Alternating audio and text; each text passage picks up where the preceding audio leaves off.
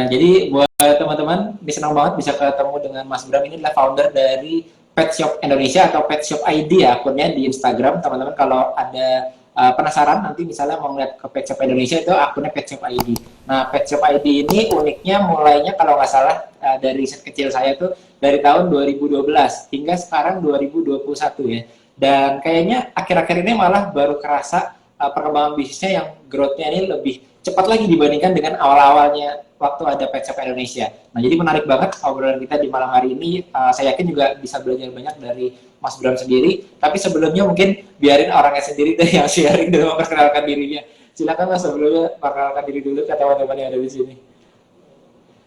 Oke, terima kasih dari tim Sekolah Pebisnis, Coach Joseph.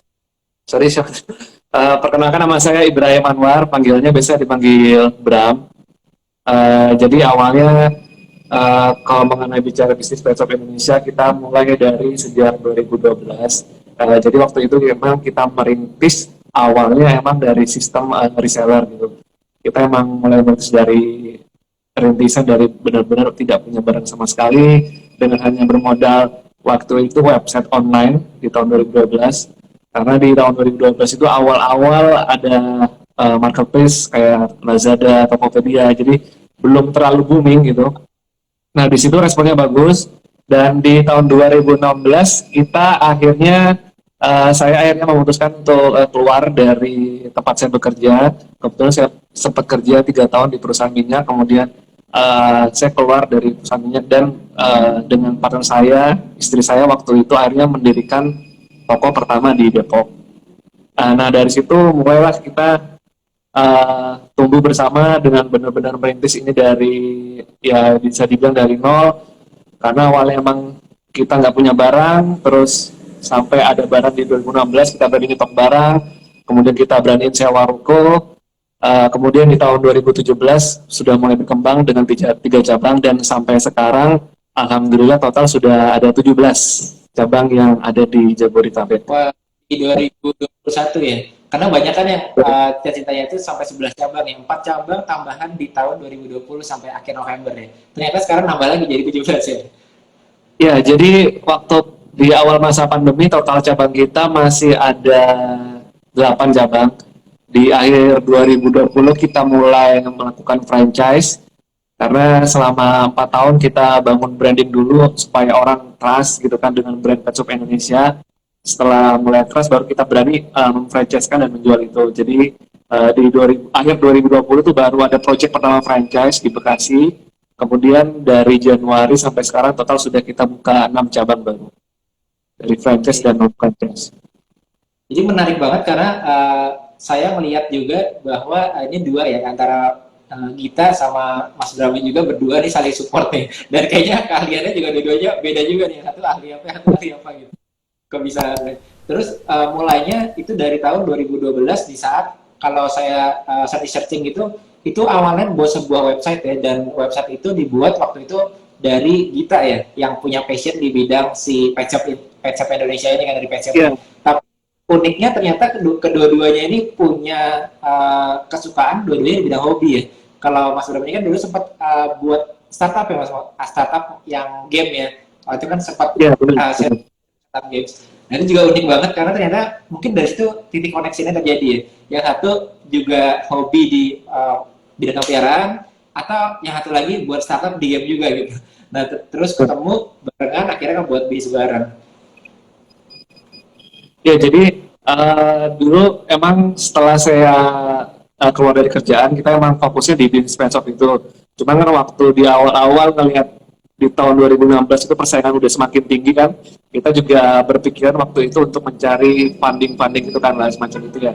Nah, jadi waktu 2017-2018 tuh saya coba belajar gimana sih bikin bisnis startup yang kayak anak-anak pada zaman itu gitu kan. Jadi kayak ikut inkubator gitu kan. Saya sempat ngajuin ide inkubator, terus sampai ke tahapan ya kita belum dapat funding sih, cuman saya pengen tahu sih gimana sih awalnya kita bisa bikin proses ikut startup gitu, terus ngajuin kayak proposal, terus bikin pitch deck itu, presentasi ke investor-investor, terus kita tahu ada tahapan investment series A, B, C sampai berikutnya gitu. Jadi waktu itu emang ada muncul ide bikin apa e-sport startup karena saya pengen mempelajari nih gimana sih startup itu berjalan gitu proses. Ya, itu yang segain ya.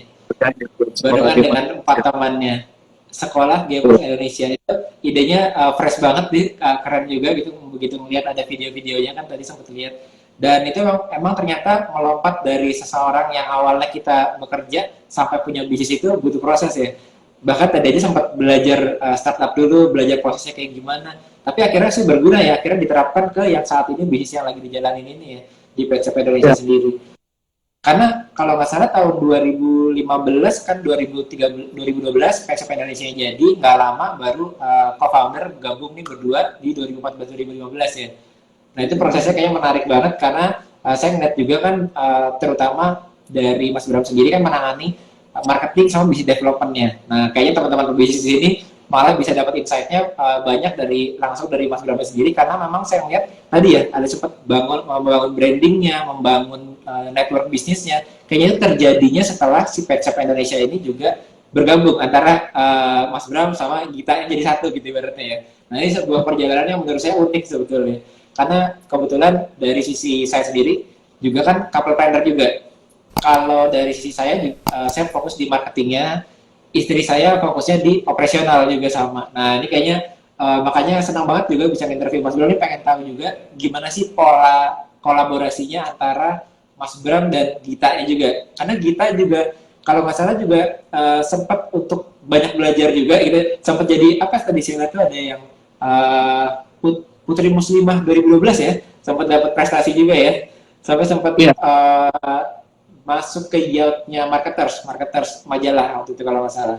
Nah jadi kayaknya dulunya udah berusaha membangun sesuatu sendiri, awalnya udah coba bangun ini, coba bangun itu, akhirnya dapatnya pas di yang Pet Shop Indonesia ini gitu.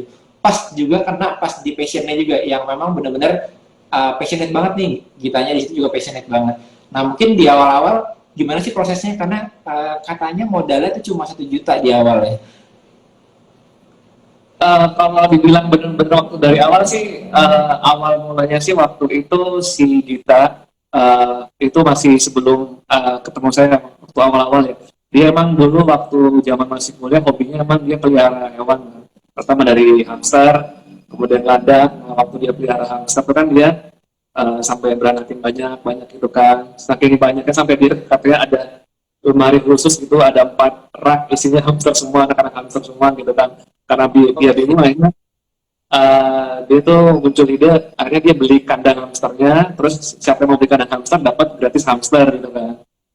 Nah berawal dari hobi itu kan, dari hamster, landak, kemudian kucing, kemudian karena dia sempat kerja juga di tahun 2011-2012 itu waktu di Lazada. Jadi Lazada itu di tahun 2012an itu dia benar-benar masih merintis di Indonesia. Jadi kantornya pun masih di rumah gitu waktu itu. Jadi dia setahun di sana dia benar-benar belajar tuh gimana sih e-commerce gitu. Dia belajar dari content writing, dari masalah produk, dari masalah warehousing, dari masalah packaging, dia belajar semua dan paham gimana alurnya e-commerce pada waktu itu. Jadi waktu itu akhirnya dia minta bantuan temannya bikinin, tolong dong bikinin website tapi yang fokus ke hobi hewan peliharaan. Akhirnya muncullah website petshopindonesia.com. Nah di awal itu juga template website kita emang mirip banget sama Lazada pada waktu itu gitu, karena temannya yang bikinin website itu juga dari orang Lazada juga gitu.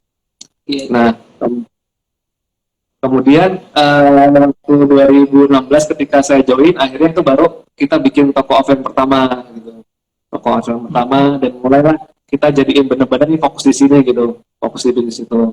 Kalau si Gita majority sih dia lebih ke arah marketing dan sales sih, jadi menarikin customer dan gimana cara menjual. Dia emang jago di situ sih karena orang influence-nya sangat tinggi gitu. Kalau saya lebih ke arah finansial dan kalau ke struktur organisasi, jadi gimana ngelihat supaya visi misi ke depan Pet Shop Indonesia itu akan dibawa seperti apa gitu kan, gitu.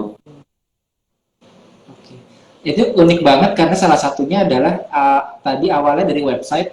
Mungkin banyak sekali orang saat ini kepikirannya malah kebalik ya, kayaknya enakan kita masuknya di online terus jualannya full aja di online gitu kan, jadi scale up langsung dari online. Tapi kan ini keunikannya Pet Shop Indonesia ini sebetulnya menggabungkan antara online-nya ada tapi juga offline-nya nggak dilupain. Apalagi kita sama-sama tahu ya, mungkin kalau yang sudah punya toko, punya cabang, sebetulnya market yang offline ini masih sangat besar sekali yang sebetulnya kita bisa grab dengan cara kita punya cabang di offline-nya. Nah, kesadaran itu kapan sih timbulnya di Pet Shop Indonesia? Kayak yang tadi kan pertama kali toko pertama akhirnya dibuatlah di Depok, di mana itu kan toko pertamanya dari Pet Shop Indonesia. Nah, itu gimana sih sampai tadi kan ada kata-kata akhirnya aku sama kita berani juga nih untuk mulai invest di ruko pertama kita gitu. Itu gimana behind the scene-nya gitu, proses pemikirannya sampai memberanikan diri itu? Eh, itu sih ada beberapa faktor. Yang pertama emang itu ya bisa dibilang sih saya pribadi sih semacam entrepreneur by accident gitu kan. Karena waktu itu emang saya keluar dari perusahaan terus tiba-tiba gimana nih dapat uang pesangon sekian nih, ini bagusnya dibikin apa akhirnya. Dan karena kita ngelihatnya sih waktu itu Tokopedia dan Shopee udah mulai marketingnya udah mulai kenceng banget kan, dia udah bakar duitnya udah nggak bisa dikejar, jadi akhirnya kita pusing nggak mungkin kita bakal nyaingin si Tokopedia sama Shopee dan marketplace orang lain gitu kan, nggak mungkin kita bakar-bakar duit demi mengejar pelanggan masuk ke customer kita akhirnya. Dan karena faktor lainnya itu juga karena pet shop itu adalah bisnis yang menggabungkan antara jualan retail dan jasa. Nah, jadi mau nggak mau kita harus buka toko offline itu. Jadi karena pertimbangan faktor-faktor tersebut, akhirnya kita beranikan diri buka toko pertama di 2016 itu. Gitu. Wah, ini unik banget yang ngomongin mengenai menggabungkan antara beberapa jenis model bisnis yang berbeda ya. Antara yang produknya aja, ada servisnya, plus belum lagi pet shop ini kan juga recurring ya. Orang kalau udah cocok kayak potong rambut ke barbershop, udah cocok potong sama orang itu ya, kemungkinan besar ya akan sulit untuk pindah ke tempat lain ya. Itu penggabungannya itu unik. Dan kadang-kadang kita kalau masuk di sebuah bisnis, kita melihatnya, aduh kayaknya pet shop ini marginnya nggak seberapa misalnya gitu, karena produk-produknya di awal mungkin, apalagi kayak yang ceritanya dari website tadi, masukin ke website otomatis kan di awal dengan modal 1 juta websitenya kita buat, tapi kita minta ke pet shop untuk dimasukkan ke website kita di awal kan, berarti kan sebetulnya lebih kecil lagi margin produknya. Nah, tapi yang banyak nggak dilihat orang sebetulnya akan bisa mengkombinasikan antara produk sama service sama recurringnya ini ya, yang sebenarnya banyak sekali orang yang missing di sini, terutama teman-teman yang di daerah pet shop ini. Mungkin kalau ada sebagian yang hanya servisnya aja, atau hanya produknya aja, atau hanya ininya aja, program recurringnya aja. Tapi ternyata Pet Shop Indonesia menggabungkan semuanya ini. Bahkan juga masuk ke sosial media. Nah, tapi mungkin satu persatu dulu deh. Banyak sekali yang saya lihat sebetulnya pet shop itu nggak semuanya bisa survive juga sih di kala pandemi ini gitu. Di kala keadaannya seperti ini sekarang. Tapi ternyata Pet Shop Indonesia ini bisa cukup survive, bahkan cabangnya tambah, dan tambahnya sampai katanya targetnya dari Mas Bram ini, teman-teman. Halo? Oke. Agak putus, Udah ya, sorry. Mas? Oh Boleh. iya, iya. Mungkin Nah, jadi menanggapi yang tadi tadi masalah margin, mungkin menanggapi sedikit masalah margin. Jadi kalau ya, untuk produk pet shop sendiri, emang kita emang hampir mirip dengan toko retail ya kalau misalnya jualan barangnya. Jadi pertama barangnya emang kita nggak produksi sendiri, tapi kita ngambil dari supplier. Nah kalau ngambil supplier udah pasti ketahuan nih margin-marginnya, kayak Alfamart, Indomaret kan udah pasti ketahuan harganya kan. Nggak bisa ngambil margin yang gede kayak kita bisnis fashion apa misalnya kopi, minuman segala macam. Nah tapi karena pet shop ini adalah bisnis yang bergabungan jasa, nah disitulah kita main mix marginnya gitu. Jadi kita bisa ambil margin yang besar dari jasa kayak grooming, hotel, dan dokter. Tapi untuk yang kebutuhan recurringnya yang sehari-hari itu kita emang marginnya yang nggak terlalu gede sih. Dan sekarang kan tipikal customer tuh mereka kadang datang ke toko tuh udah megang HP-nya nih Mas Giri. Oh di sini pet shop-nya masih ini harganya gitu. Jadi customer sih udah mulai yang begitu-begitu sih sekarang gitu. Jadi udah banding-banding harga dan lihat harga itu di marketplace gitu. Jadi untuk retail sendiri kita emang nggak bisa dibilang paling murah, tapi kita bisa memberikan pelayanan yang baik. Terus kita bisa juga kasih kayak garansi termurah dan berbagai macam promo marketing gitu sih. iya, iya, itu menarik banget. Kebetulan karena barusan juga sempat disinggung mengenai tadi yang kita nggak bisa ngasih yang termurah, tapi mungkin kalau yang terbaik mungkin iya gitu ya. Artinya Saya lihat Pet Shop Indonesia ini kan juga sebetulnya ada di marketplace juga ya. Di marketplace-nya pun ada di hampir semua marketplace. Jadi ada di Blibli, Tokopedia, Lazada, di Bukalapak, dan di Shopee juga. Dan sebetulnya penjualannya menurut saya sangat bagus ya. Karena juga transaksinya cukup tinggi dan cukup sering juga. Nah, ngomongin mengenai tadi, supaya kita kan Pet Shop ini banyak sekali mungkin teman-teman kita yang kebetulan mungkin kalau Pet Shop Indonesia sekarang kan lokasinya masih banyak di Pulau Jawa. Saya yakin teman-teman ada lain yang di luar Pulau Jawa, mungkin ada yang di Kalimantan, Sumatera, dan pulau lainnya gitu. Dan mindsetnya Pet Shop ini masih based on produk aja. Mereka beli produk dari supplier, dia tambahin berapa, dia padahal itu akan sulit untuk membangun branding yang seperti Pet Shop Indonesia lakukan. Bisa membangun sekarang bahkan ada Pet Avenue ya, jadi ada Pet Avenue, ada servis-servis lainnya kan. Itu kan memiliki tantangan yang lebih, nggak hanya sekedar kita ngambil produk dari supplier, kita jual lagi dengan harga yang lebih tinggi, padahal semua orang udah tahu marginnya berapa gitu ya. Nah, artinya butuh strategi lebih jauh dari itu. Nah, gimana sih caranya bersaing di dunia online, di marketplace, di Bukalapak, Tokopedia, dan lain-lain, dengan mungkin harganya bukan yang termurah, tapi tetap bisa transaksinya reguler terjadi. Apakah ini dari offline ditarik ke online, atau apakah ada strategi tertentu mungkin dari Mas Bram? Oke, untuk strategi online yang kita terapin sih, kita emang di awal itu di tahun 2016 ketika kita buka toko pertama itu emang kita agak idealis ya di awal-awal ini, kita nggak mau masuk marketplace gitu. Karena kita merasa kita udah punya website sendiri, tapi kenapa harus jualan di restoran gitu kan. Nah, tapi karena ngeliat kok rasa-rasanya ini susah dikejar gini marketplace, karena mereka dapat funding triliunan dari investor asing gitu kan. Sampai akhirnya kita yaudah kita buat di sana, dan karena emang kita value dasarnya emang udah jadi bahwa kita terlengkap dan terbesar gitu kan, terlengkap dan terbesar gitu kan. Jadi barang-barang yang ada di toko Pet Shop Indonesia itu banyak banget SKU-nya. Jadi kalau dikompetkan dengan toko-toko Pet Shop lain online itu kita bisa hampir 2 sampai 3 kali lipat jumlah SKU yang kita jual gitu. Kalau dari online-nya emang kita emang dari segi SKU kita karena udah tagline-nya terbesar dan lengkap, jadi kita menyediakan sampai SKU 2 kali lipat dari toko-toko online lain. Kemudian dari segi customer handling kita emang lebih fast respon gitu, menjawab masalah ketersediaan barang, kemudian masalah karena produk-produk dari pet shop itu kan bukan produk yang gampang kita pakai gitu loh. Kalau misalnya fashion kan tidak tanya ukuran sama warna gitu doang kan. Nah, kalau produk pet shop itu kita harus tahu ini fungsinya apa sih, terus ini cara pakainya gimana sih gitu. Nah, karena customer kita itu emang fast respon, jadi kita bisa mengungguli gitu dari pet shop online lain, walaupun harga kita bukan harga yang paling murah. Itu intinya. Ada tips buat ke teman-teman nggak, misalnya katakanlah ada teman-teman kita yang mengalami mereka di industri katakanlah otomotif yang juga sudah pernah berjualan dari online ataupun di industri lainnya yang sifatnya itu udah di online udah mulai buat website, tapi kok kayaknya aku bisa melakukan lebih dengan aku punya cabang di offline seperti Pet Shop Indonesia kan, pertama kali memberanikan diri lalu buka offline-nya, tapi pasti dari pemikiran kita, rencana kita, dan idealisme kita di awal waktu kita masuk dan punya cabang pertama, ternyata kok kendalanya malah bukannya berkurang malah bertambah gitu biasanya kan. Oh ternyata problemnya beda lagi deh gitu. Nah itu apa aja sih yang mungkin teman-teman juga harus waspadai dan petik waktu teman-teman yang pikirannya nanti dari offline ini mau jualannya di offline juga gitu. Tapi apa sih yang ditemui supaya teman-teman yang lain juga bisa menghandle di online? Pertama yang pasti sih kita perlu tahu gimana sih tipikal customer kita tuh seperti apa gitu kan. Gimana mereka kebiasaan behaviornya membeli barang itu, apakah barang itu barang yang dibeli sehari-hari atau barang itu adalah barang yang cuma dibeli sebulan sekali atau segala macam. Dan karena kalau pemikiran saya yang tadi saya sebutkan di awal bahwa pet shop itu adalah menggabungkan antara jualan retail dan jualan jasa, jadi mau nggak mau kita harus punya toko offline.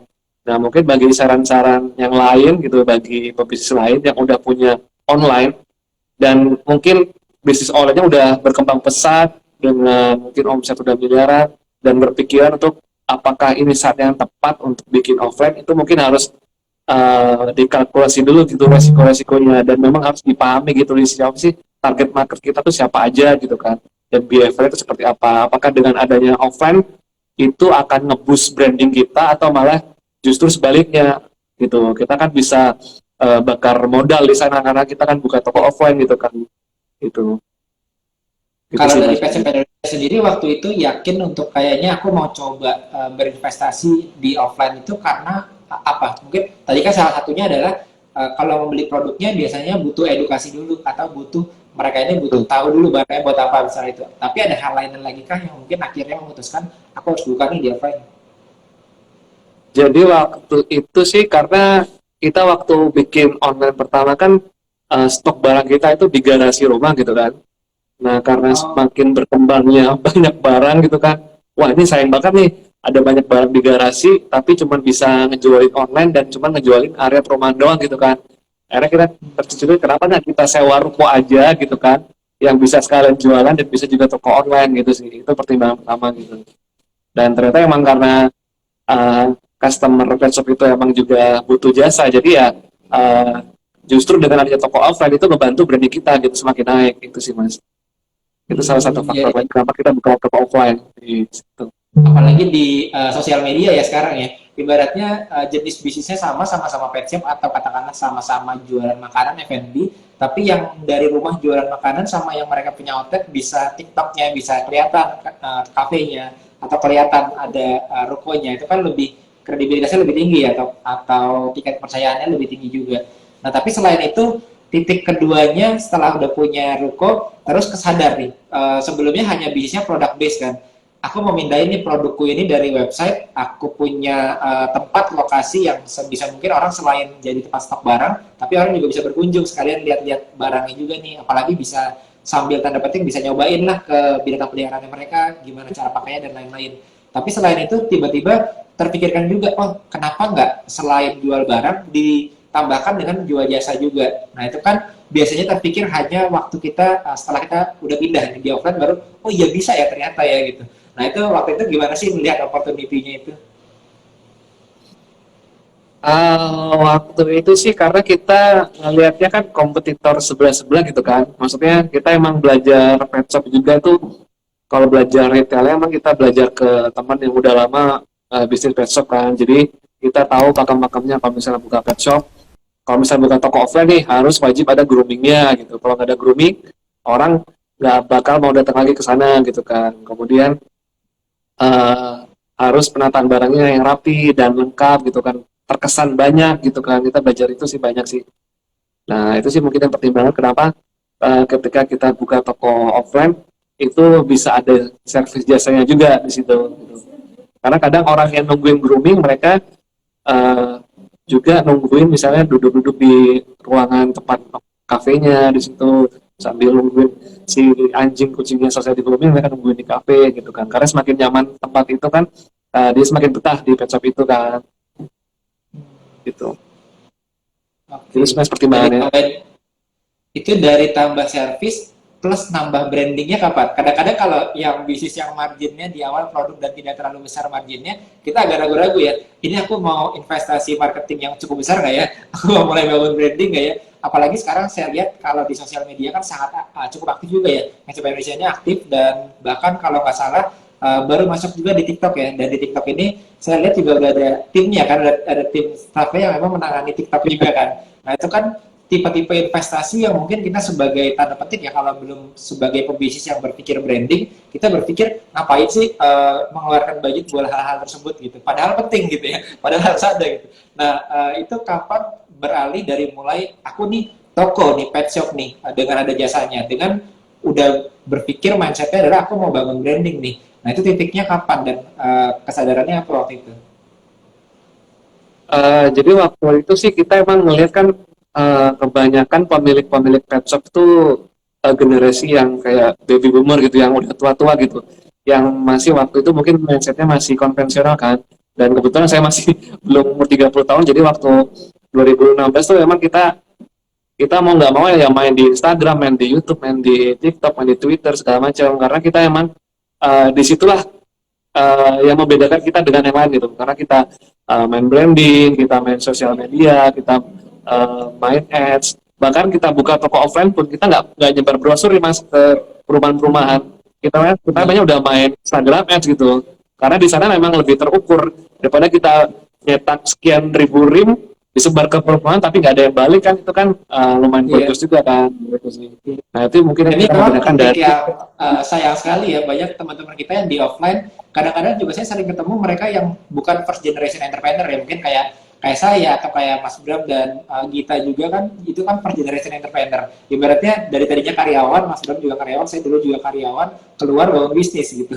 Dan kita belum tahu pola-pola lama. Kadang-kadang kita yang sudah punya orang tua justru berpatokan sama pola-pola lama buat marketing. Salah satunya tadi masalah brosur tuh, udah pokoknya udah 20 tahun udah bekerja kok gue pakai brosur, ya udah sekarang pakai brosur terus itu, malah lebih susah berubahnya kadang-kadang. Nah tapi ternyata emang bahkan sekarang bahkan toko offline pun ya kayak tadi Mas Bro bilang, berarti semuanya sekarang menggunakan di setiap cabang itu ada Instagramnya, ada TikToknya, menggunakan promosi online semua ya tanpa brosur berarti ya. betul, sama sekali kita nggak pernah kita emang nyebar brosur kan waktu kita buka cabang ketiga gitu kan. Dan emang struggle-nya susah banget sampai saya sendiri yang ke lapangan ngasih ke rumah orang yang di kadernya satu persatu keliling seminggu, tapi yang balik dan ke bawah brosur itu cuma paling 1-2 orang gitu kan. Nah di situ kita mulai kayaknya udah nggak efektif banget nih kalau kita nyebar brosur, dan emang kan target pasar kita itu segmented kan, bukan kayak retail Indomaret supermarket kan yang kebutuhan sehari-hari dan sembako kan.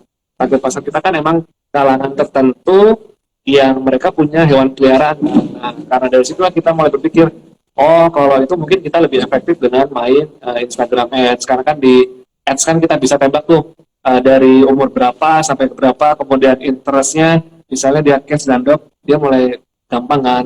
Nah, dari situ sih kita mulai sadar bahwa dengan adanya Ads itu lebih efektif daripada kita nyebar brosur secara konvensional. Iya. Nah, ini mungkin saya mau coba bagi-bagi menjadi 3 bagian. Kayaknya soalnya kan tadi kan ada 3 bisnis model ya. Satu product base yang menggunakan marketplace, menggunakan website, dan kalaupun berpromosi di online, sebetulnya ini bisa dipromosikan ke seluruh Indonesia gitu dari Sabang sampai Merauke kan. Yang beli pun biasanya banyak dari berbagai daerah di Indonesia. Tapi beda kasusnya dengan cabang-cabangnya tadi yang sudah ada 17 cabang, tapi lokasinya ini kan tertentu di area tertentu. Berarti kan udah pasti cara marketingnya beda nih dua-duanya, walaupun sama-sama menggunakan TikTok, menggunakan Instagram Ads, menggunakan dan lain-lain tadi. Nah, itu dibedakankah atau katakanlah kita fokusnya pokoknya di Instagram Ads atau promosi menggunakan endorse influencer se-Indonesia, nanti yang di lokal udah pasti akan masuk ke toko kita, atau ada 2 promosi yang berbeda? Saya kurang nangkep sih, Mas. Maksudnya mungkin jadi awalnya kan kita waktu masih cabang di bawah 10 kita masih main satu Instagram untuk semua cabang gitu kan, dan satu YouTube untuk semua cabang, dan satu TikTok untuk semua cabang. Cuman ketika kita mulai banyak cabang dan kita mulai buka franchise, nah karena kita ada agreement dengan para franchise ini, kita ngelihat kayaknya emang untuk satu cabang itu emang harus ada sosial media tersendiri, ada marketplace online tersendiri, dan emang ada tim marketingnya sendiri. Jadi ketika itu mulai kita buka di Instagram masing-masing cabang gitu. Tapi untuk di awal grand opening kita emang selalu nyebar iklannya masih lewat Petshop ID yang pusat gitu kan. Karena kan follower kan pasti terpusat di sana kan. Jadi supaya lebih gampang awareness-nya untuk cabang baru, kita emang buka ads-nya di Instagram pusat. Kemudian untuk daily operasionalnya kita marketingnya baru main di Instagram cabang itu. Karena kan masing-masing cabang kan mereka punya promosi tersendiri nih. Nah, misalnya di bulan ini ada promosi barang tertentu yang di cabang lain mungkin nggak ada, seperti itu. Apalagi sekarang udah ada bisa invest, bisa join venture, sama bisa franchise ya. Kemarin barusan juga dapat franchise ya akhirnya ya. Venture Indonesia bisa franchise. Nah itu berarti dari sisi tadi maksudnya kalau di marketplace ini kan kita bisa mentargetkan orang kan sebetulnya jauh lebih luas dibandingkan dengan cabang-cabang yang kita miliki. Kadang-kadang toko kita ada di Depok. Kalau kita mau menggunakan promosi dari online, biasanya kan promosinya di area sekitar Depok kan. Karena tujuannya adalah supaya orang bisa masuk ke dalam toko kita atau outlet kita atau gerai kita. Sorry Mas, tadi keputus. Oh iya. Marketplace. Nah tadi maksudnya yang pertama tadi adalah ada di marketplace. Mungkin tujuannya kita bisa berpromosi ke seluruh Indonesia. Jadi katakanlah aku punya Tokopedia nih, aku mau orang yang ada di Papua juga bisa beli barang aku. Berarti kan aku ngiklan nih ke Papua misalnya gitu. Tapi beda kasusnya kalau punya cabangnya di Depok, pasti kita akan marketingnya atau promosinya pun di area sekitar Depok itu kan. Nah, ini mungkin tadi yang pola yang saya bilang agak berbeda. Apakah sekarang kalau punya budget katakanlah 100% budget marketing, 100% ini semuanya dialokasikan ke marketing yang si marketplace ke seluruh Indonesia, atau ada dibagi untuk per daerah-daerah tadi di dekat dari cabang-cabangnya tadi. Nanti agak unik karena kan ada 3 bisnis model sebetulnya tadi ya. Iya, mungkin kalau misalnya kita emang mau fully marketingin, mungkin kita mungkin ambil strategi, mungkin kita gedein brandnya di pusatnya sih, Mas. Jadi ketika karena orang berarti semuanya kan terpusat tuh. Kalau misalnya di pusatnya udah oke, misalnya jumlah follower banyak, dan ketika ada kita buka cabang tuh kadang follower-follower di Instagram tuh minta tuh kapan buka di misalnya Semarang, kapan buka di Lampung, kapan buka di Kalimantan, Tadi ada yang komen gitu. juga Mas, ada yang buka di Jogja kapan katanya. Nah, itu terus sih. Jadi mungkin soalnya kalau misalnya dibagi-bagi ke banyak-banyak cabang, mungkin bagi Ares itu efektif gitu kan. Tapi untuk branding pusatnya sendiri mungkin akan tergerus sih gitu. Kita mikirnya mungkin begitu sih. Iya, iya. Makanya tadi dibagi ya, kalau udah dibuat Instagram sendiri, harapannya si cabang ini bisa juga mengaktifkan dari online juga, nggak dengan metode marketing yang sebar brosur dan lain-lain yang sudah mungkin nggak terlalu efektif lagi ya. Oke, wah menarik banget ya. Mungkin ini rahasianya juga kenapa bisa berkembang di saat pandemi ya, karena nggak semua pet shop kayaknya juga bisa bertahan sih selama pandemi. Saya rasa ada banyak juga pet shop yang di pandemi ini malah sepi gitu, nggak dapat pelanggan, malah ganti bisnis gitu. Tapi ternyata Pet Shop Indonesia masih tetap bisa berkembang terus ya, bahkan masih tetap bisa buka cabang terus. Nah, kalau misalnya dari online tadinya kan hanya website aja, terus sekarang tuh maunya kalau misalnya kita punya cabang itu kan nggak hanya melihat orang dari online aja. Halo, cek cek, Mas, ini kayak internetnya agak loading. Di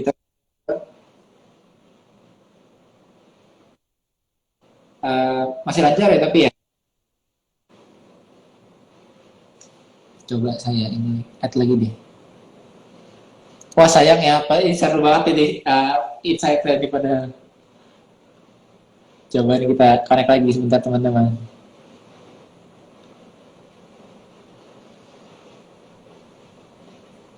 Ini udah lebih lancar nih. Teh, halo? Halo, iya Mas. Ini lancar nih. Internetnya Ya, lagi jadi kurang. memang nggak semua pet shop di masa pandemi itu emang growth. Emang kita emang dapat laporan dari beberapa supplier, kan kita udah deket dengan banyak supplier tuh emang ada beberapa pet shop yang malah tutup gitu kan.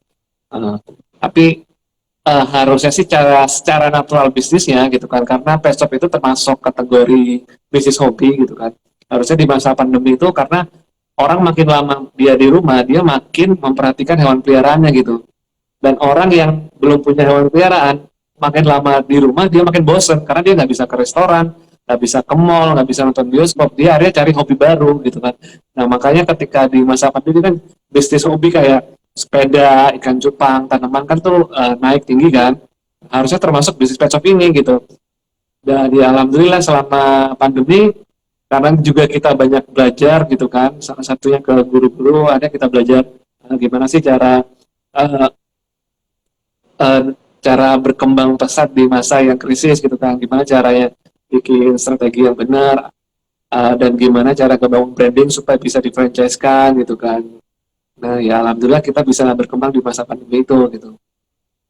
Apalagi semua orang sekarang WFH ya, semua orang WFH di rumah. Mungkin kalau dia yang punya keluarga gitu ya, kayak kita yang udah punya suami, kita yang udah punya istri, ada temennya ya. Tapi kalau yang masih jomblo gitu, apalagi kontrak misalnya, udah nggak ada temennya, pandemi habis pulang kerja sendirian gitu ya. Itu kayaknya pet shop tuh jadi salah satu alternatif ya, melihara binatang peliharaan. Oke, wah menarik banget. Nah mungkin Udah bisnis hobi pet shop ini juga termasuk bisnis yang gampang ditularin gitu Mas. Apalagi kucing anjing kan. Jadi kucing anjing itu kan bisnis hobi yang sustain ya ibaratnya ya. Jadi dari zaman Nabi dulu pun kucing udah dipelihara gitu kan sampai sekarang gitu kan. Beda misalnya kayak ikan cupang gitu ya. Ikan cupang kan mungkin trendingnya di masa-masa tertentu gitu kan. Uh, Iya. ada lagi kayak misalnya apa burung yang lovebird gitu kan, itu kan di masa-masa tertentu aja kan lagi ini ya. Nah kalau kucing anjing ini mereka udah dari lama, dan di Indonesia sendiri pun itu udah mulai transisi tuh. Istilahnya kita bilang tuh humanization of pets gitu. Jadi udah menganggap hewan peliharaan tuh bagian dari keluarga gitu. Karena beberapa customer saya tuh datang ke toko, ke klinik terutama, dia tuh udah bilang, ini anak saya lagi diare nih, gimana nih dok gitu. Udah bilangnya udah anak gitu.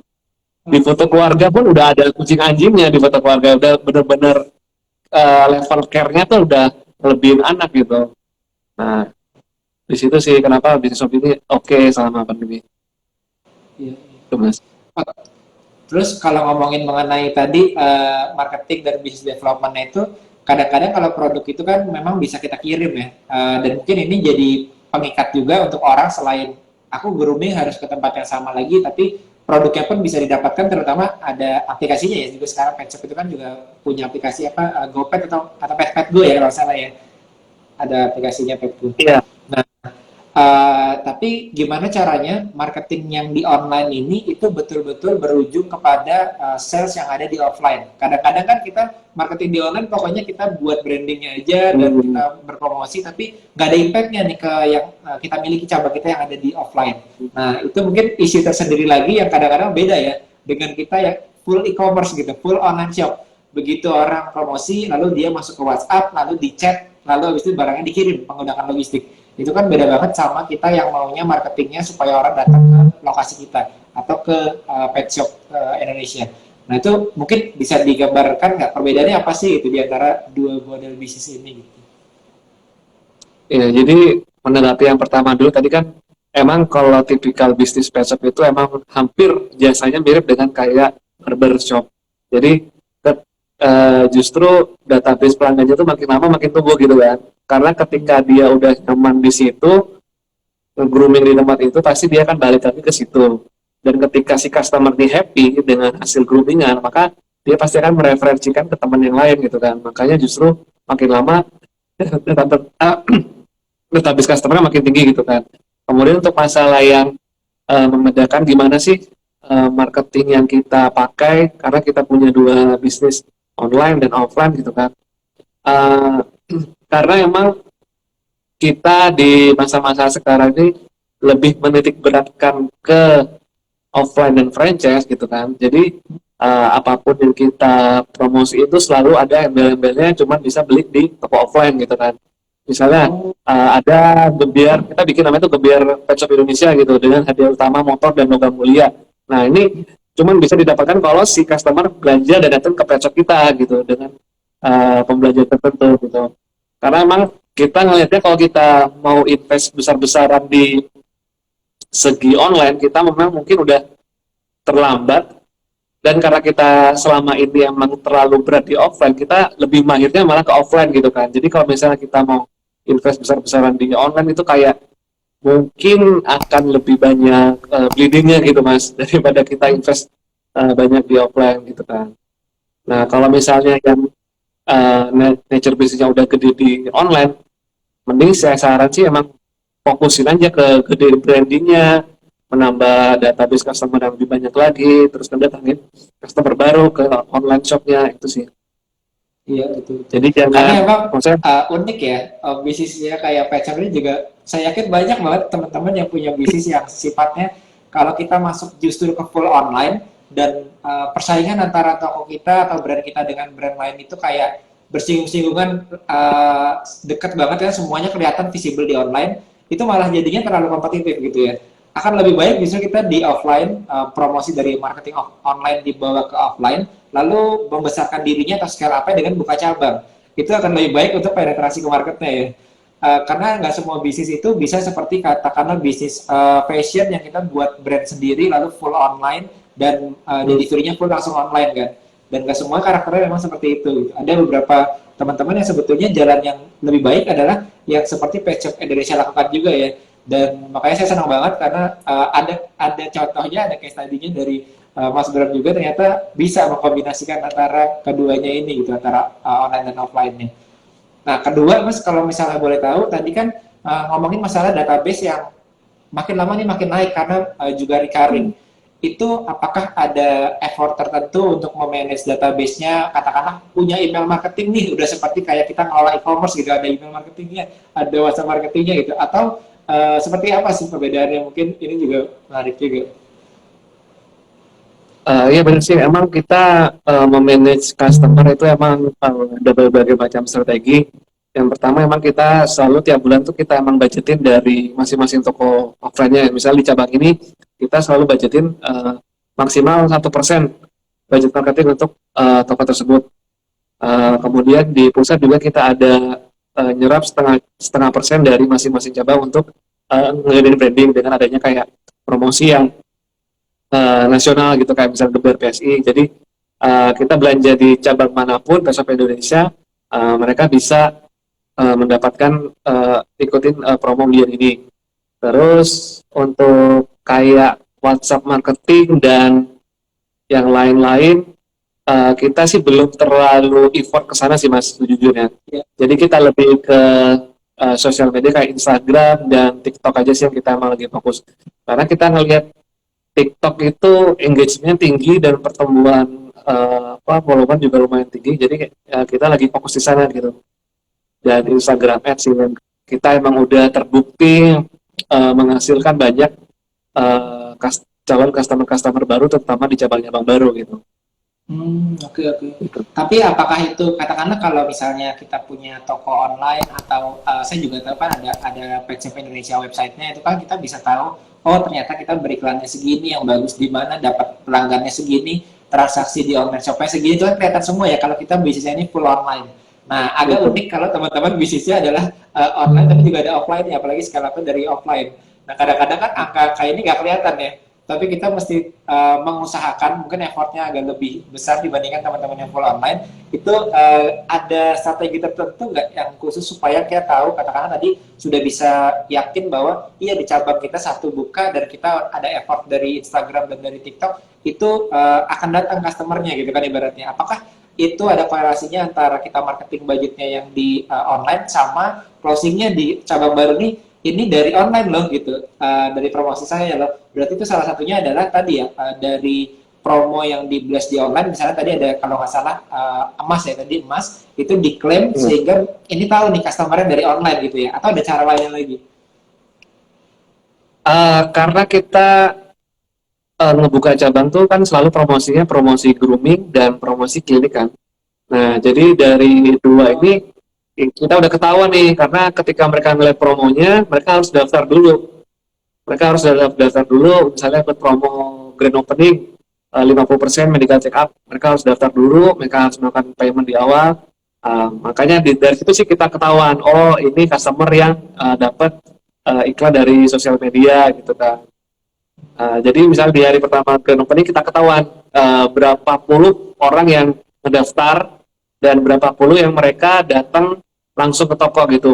Cuman ngelihat dari kayak pelang sama neon box aja gitu sih. Oke, wah ini seru banget ya.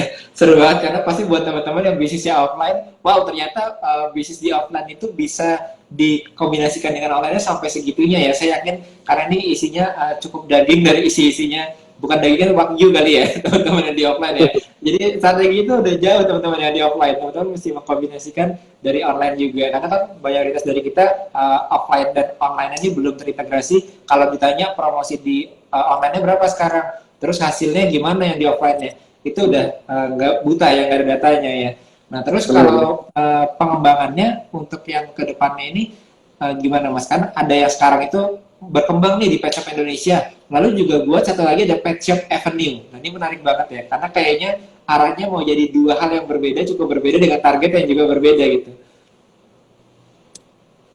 Emang kita kan seperti tadi yang Mas sebutin, memang kita target di akhir 2021 emang kita menuju 50 cabang gitu kan. Nah ini padahal kalau dari sisa minggu aja kita mungkin gak akan tercapai gitu kan. Mungkin nah strategi yang kita akan terapin sih mungkin kedepannya mungkin kita akan membuka namanya yang pertama tuh master franchise. Jadi bagi para pebisnis pet shop yang existing nih, misalnya di daerah tertentu, kayak misalnya di Jogja atau di Bandung gitu kan, mereka bisa join kita sebagai master franchise dengan mengkonvert cabang-cabang mereka dengan nama Pet Shop Indonesia gitu. Jadi Iya, kita iya. sekali buka misalnya di Bandung, kita bisa langsung buka 6 cabang Pet Shop Indonesia di Bandung langsung grab gitu dalam satu waktu gitu kan. Terus kemarin juga kita di pertengahan jalan bertemu dengan partner kan di Jakarta Selatan. Nah kita emang karena ngelihat target pasar di sini mungkin agak beda gitu kan dengan target pasar yang sudah kita lakuin di Pet Shop Indonesia sebelum-sebelumnya gitu. Ngelihat pasar Jakarta Selatan itu lebih ke arah middle to high gitu kan. Karena kita mencoba bikin model bisnis yang sebenarnya hampir sama, cuman dilengkapi dengan beberapa additional feature. Jadi kayak ada pet cafe-nya, kemudian ada dog playground sama cat playground Oh, gitu kan. oke. Nah, kita mencoba gimana sih memberikan service dan kenyamanan bagi customer yang datang ke pet shop kita gitu.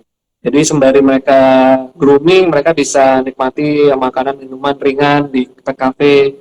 Kemudian misalnya di weekend, ketika mereka nggak ada waktu bermain sama pet shop, bermain dengan hewan peliharaannya, mereka bisa nitipin pet avenue untuk ditaruh di dog playground dan cat playground di sini itu sih rencananya. Oke, wah ini seru banget sih. Jadi master franchise tuh kayaknya teman-teman yang udah punya pet shop tuh, saya sih juga menyarankan karena kenapa? Karena kayaknya bukan cuma produknya ya, tapi ternyata sistemnya ya. Tadi kan kita udah ngobrolin selama ini tuh sistem yang digunakan oleh pet shop Indonesia.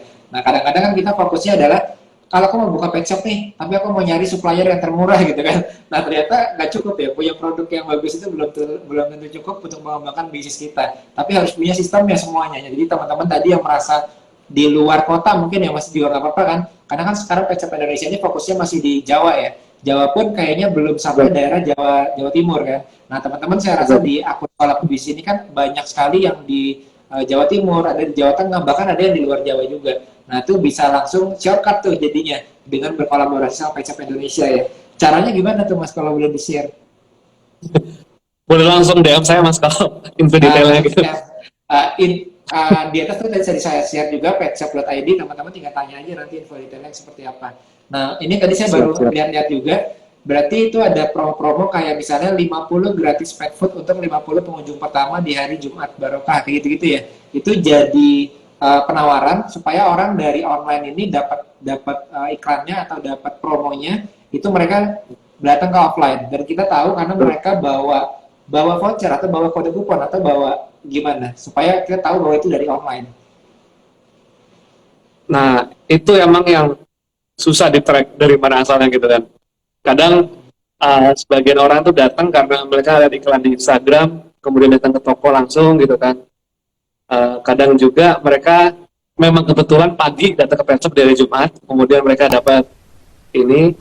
Nah, itu sih emang sekarang emang PR kita sih, gimana sih caranya supaya ngelihat budget marketing kita apakah efektif atau tidak gitu sih Mas.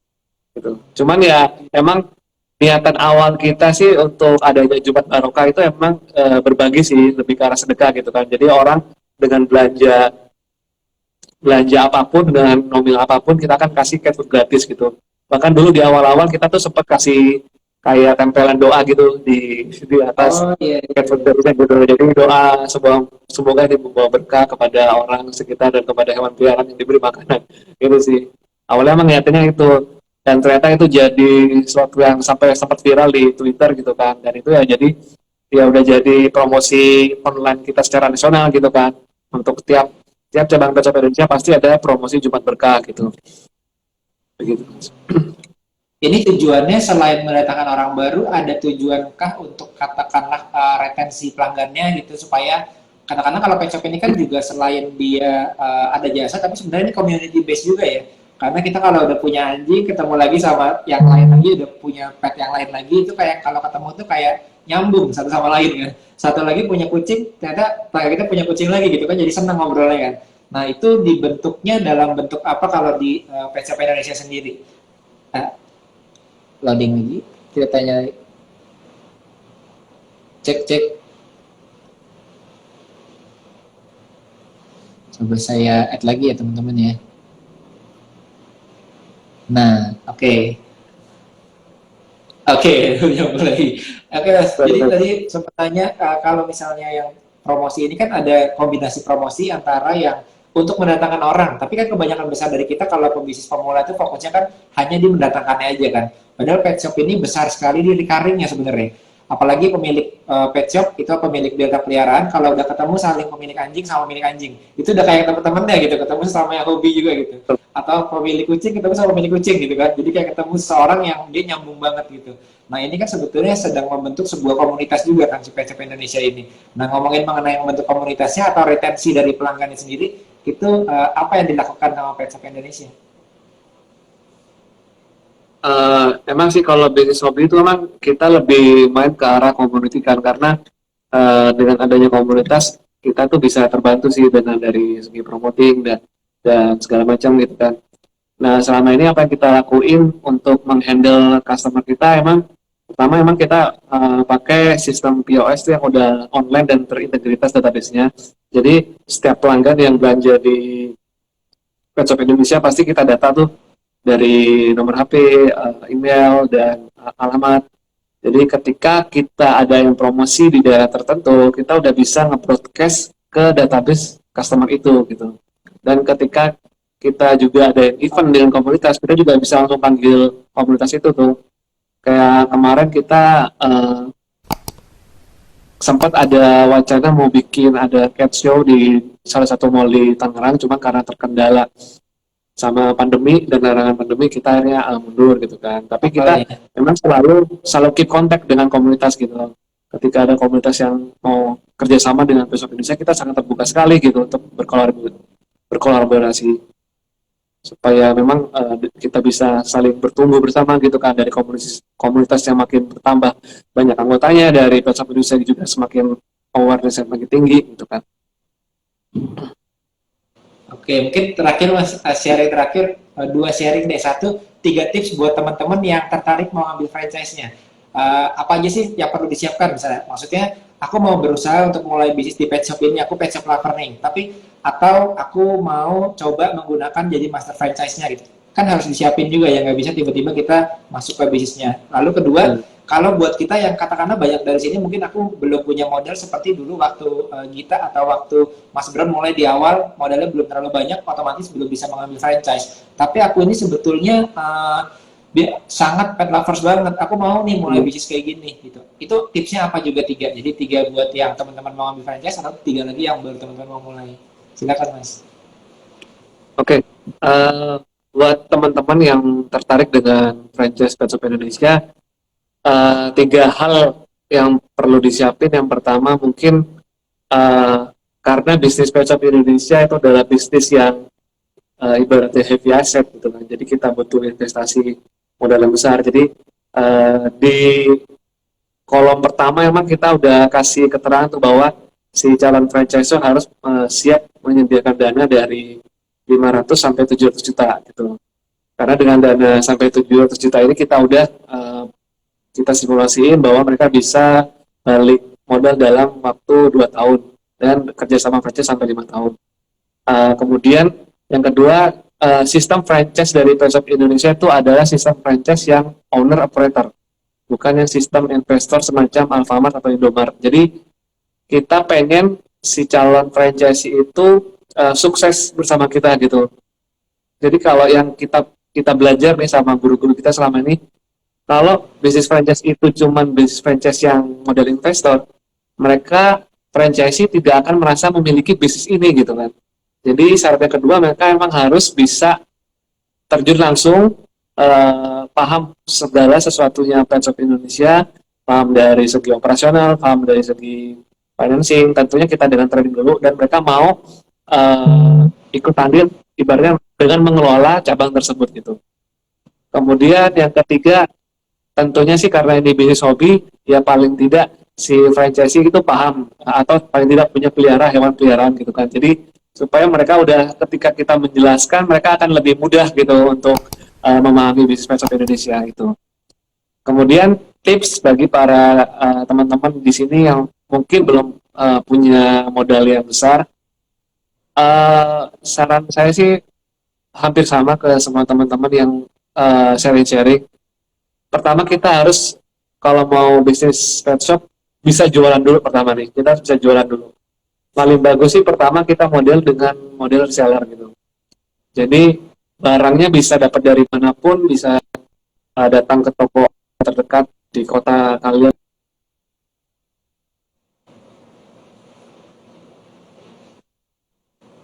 atau